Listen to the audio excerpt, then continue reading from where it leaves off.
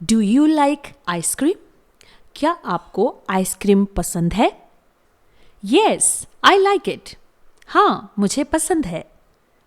Hello दोस्तों, welcome once again to my channel. आज इस क्वेश्चन के साथ मैंने इस वीडियो को स्टार्ट किया है क्योंकि मैं आपको बताने वाली हूं कि किस तरह से हम डू यू लाइक इस फ्रेज के साथ पूछे जाने वाले क्वेश्चंस का आंसर इंग्लिश में दे सकते हैं. तो जी, अगर आपसे कोई पूछता है कि डू यू लाइक आइसक्रीम, तो इसका आंसर आपको येस आई लाइक इट में नहीं देना है. ठीक है, तो इसे थोड़ा सा हम चेंज करेंगे. आपको आंसर देना है yes I do.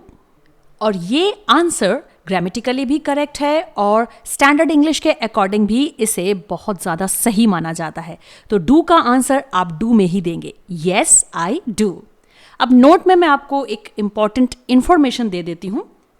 Jin questions का आंसर यस और नो में यानी कि अफर्मेटिव यानी पॉजिटिव और नेगेटिव वे में दिया जाता है, तो उन क्वेश्चंस को हम इंग्लिश ग्रामर में कहते हैं पोलर क्वेश्चन या फिर general question.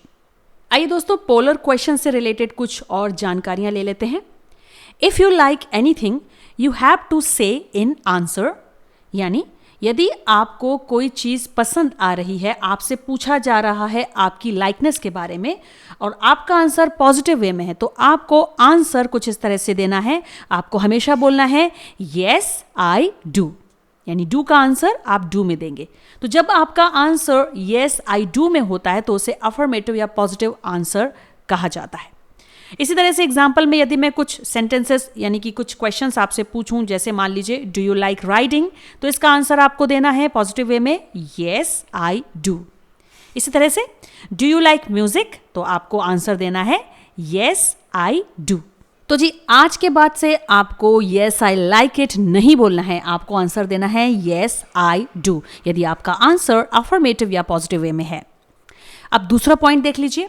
If you do not like anything then you have to say in answer. यानी अगर आपसे कोई लाइकनेस पूछता है और आपका आंसर नेगेटिव वे में है, आप ये बताना चाह रहे हैं कि आपको वो चीज़ पसंद नहीं है, तो आपका आंसर होना चाहिए नो आई डोंट.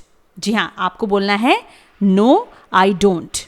जैसे आपसे कोई पूछ रहा है डू यू लाइक डांसिंग और आपको डांसिंग नहीं पसंद है, तो आपको बोलना है सिंपली नो आई डोंट. तो यहां पर जब आप नो आई डोंट बोलेंगे तो आपका आंसर नेगेटिव आंसर कहलाएगा. तो इस तरह से दोस्तों, डू हेल्पिंग वर्ब में पूछा जाने वाला क्वेश्चन हमेशा येस और नो आंसर में ही आता है और इसके लिए आपको हमेशा यूज करना है येस आई डू ये वाला फ्रेज यदि आपका आंसर पॉजिटिव वे में है, और यदि आपका आंसर नेगेटिव वे में है तो आपको सिंपली बोलना है no I don't.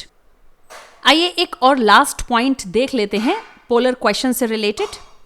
If the question is asking in the past tense then you should say in answer. इसका मतलब यही है कि यदि क्वेश्चन आपसे पास्ट टेंस में पूछा जा रहा है तो आपका जो आंसर है वो कुछ इस तरह से होना चाहिए. मान लीजिए आपसे क्वेश्चन पूछा जा रहा है did you like writing poetry, क्या आप कविता लिखना पसंद करते थे. अब देखिए यहां पर पास्ट टेंस है, तो इसका आंसर भी दोस्तों आपको पास्ट टेंस में ही देना है. आपको बोलना है येस आई डिड यदि आपका आंसर पॉजिटिव वे में है, और यदि आपका आंसर नेगेटिव वे में है तो आपको सिंपली बोलना है no I didn't. So I hope friends, आप सभी को वीडियो में बताई गई जानकारी जरूर समझ में आई होगी. आज से ही आपको डू यू लाइक इस वे में पूछे जाने वाले क्वेश्चंस का आंसर येस आई डू या फिर नो आई डोंट में ही देना है.